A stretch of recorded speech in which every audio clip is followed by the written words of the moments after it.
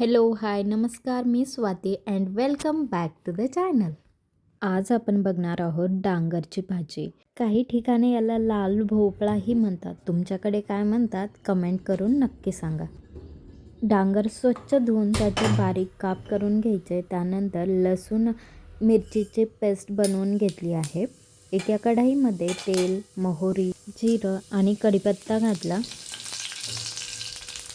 आता मिरची आणि लसूणची पेस्ट घालून छान परतून घ्यायचं आहे.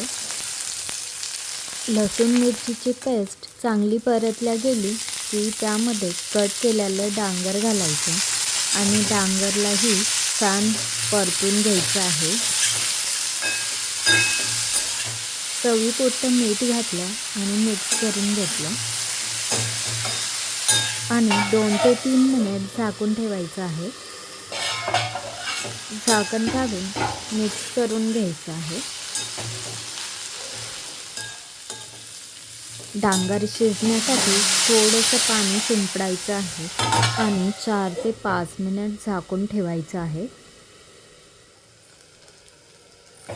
डांगर शिजलं की नाही हे बघायचं आणि जर शिजलं नसेल तर तुम्ही अजून थोडं पाणी घालू शकता. मस्त अशी डांगरची भाजी तयार आहे. कोथिंबीरीने गार्निश करून घेऊया.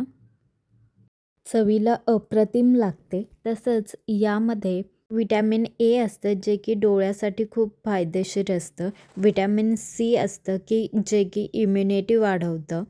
फायबर असतं जे की आपलं डायजेशन इम्प्रूव्ह करतं.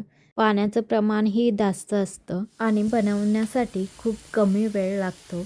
तर नक्की ट्राय करा आणि नवीन असाल तर चॅनलला सबस्क्राईब करायला विसरू नका.